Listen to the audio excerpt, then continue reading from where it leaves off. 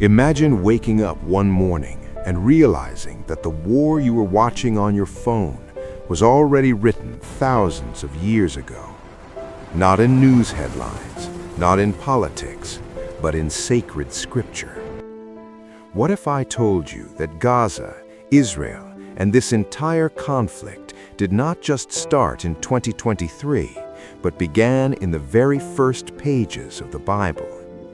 And what if everything we are seeing today is not random chaos, but part of a much older story, a story humanity has ignored for centuries? Stay with me, because after this video, you will never look at this war the same way again. A long time before there were borders, armies, or modern weapons, there was a promise made not to a nation, but to a man. His name was Abraham. He stood under the open sky in ancient Canaan, looking at the stars, wondering what his future would be. He had no army, no kingdom, no empire, just faith. And in that moment, according to the Bible, God spoke. He said, "This land, from the river of Egypt to the great river Euphrates, will belong to your descendants." That single sentence planted a seed that has shaped history for thousands of years. Abraham had two sons, Ishmael and Isaac, and from that moment, a deep division was born. Isaac became the father of the Israelites. Ishmael became the father of many Arab peoples. From brothers came separation. From separation came tension. From tension came conflict.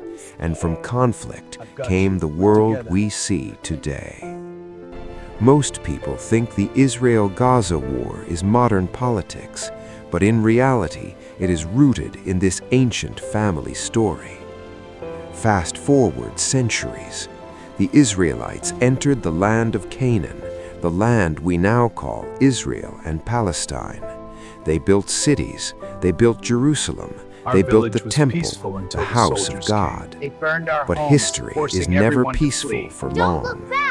Empires came and crushed them: Assyria, Babylon, Persia, Greece, Rome. Jerusalem fell again and again. The Jews were scattered across the world, and for nearly 2,000 years they had no homeland. Meanwhile, the land did not stay empty. Arab communities grew there for generations.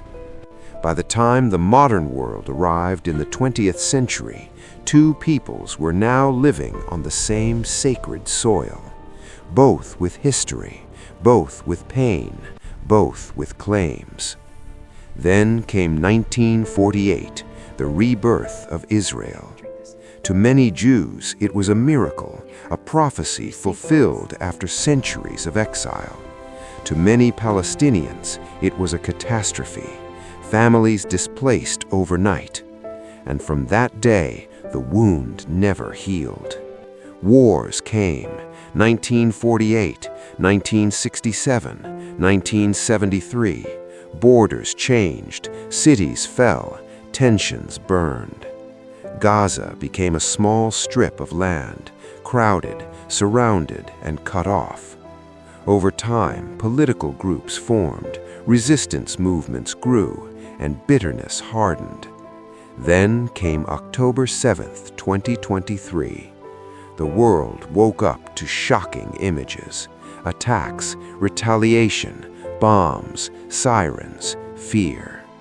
Israel launched a massive invasion into Gaza. Cities turned to rubble. Families fled. Children cried. Hospitals overflowed. And the world watched in horror on their screens. But here is where the story shifts from politics to prophecy. In the book of Ezekiel, the Bible speaks of a future time when nations would rise against Israel. Not just one nation, but many. It speaks of conflict around Jerusalem. It speaks of gathering armies. It speaks of chaos before a greater reckoning. Some scholars believe we are seeing the early signs of that age today. In the Gospel of Matthew, Jesus himself said, "You will hear of wars and rumors of wars. Nation will rise against nation." That sentence feels painfully real now. Every day, new headlines appear. Rockets, strikes, negotiations, ceasefires that fail. But behind the guns, there is something deeper, a spiritual struggle over identity, faith, and destiny. Jerusalem is not just a city, it is the heart of three religions: Judaism, Christianity, and Islam. To Jews, it is the eternal capital. To Muslims, it holds Al-Aqsa Mosque, one of the holiest sites. To Christians, it is where Jesus walked, died, and rose again. Three faiths, one city, one conflict. And Gaza sits like a spark on dry grass.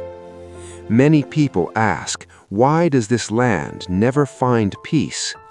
Maybe because it was never meant to be just political land.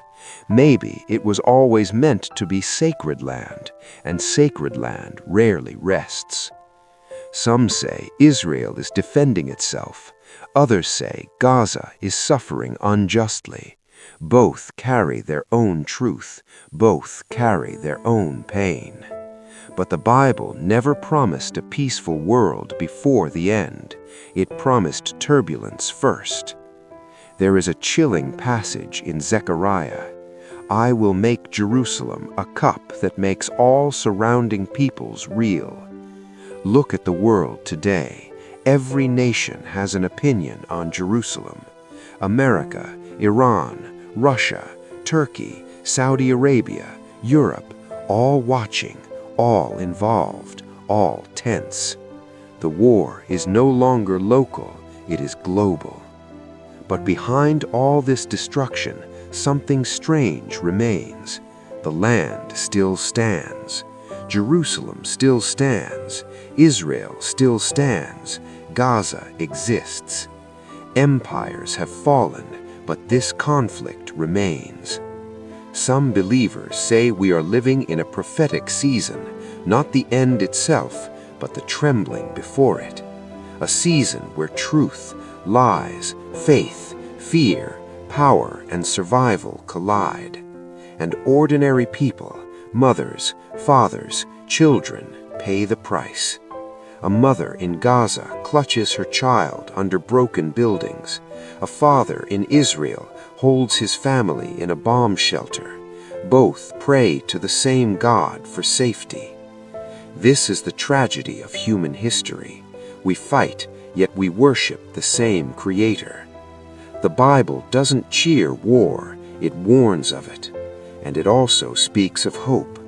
A time when nations would beat their swords into plowshares, when children would no longer learn war, when peace would finally come. But not yet. Right now, we stand in the storm. So when you watch the news tonight, remember this: you are not just watching history, you are watching a prophecy. And how you respond, with hatred or compassion, may matter more than any battlefield.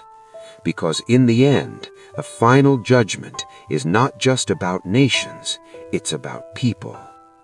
And now I leave you with this question. If this truly is a prophetic moment in history, then what kind of person do you want to be when it unfolds?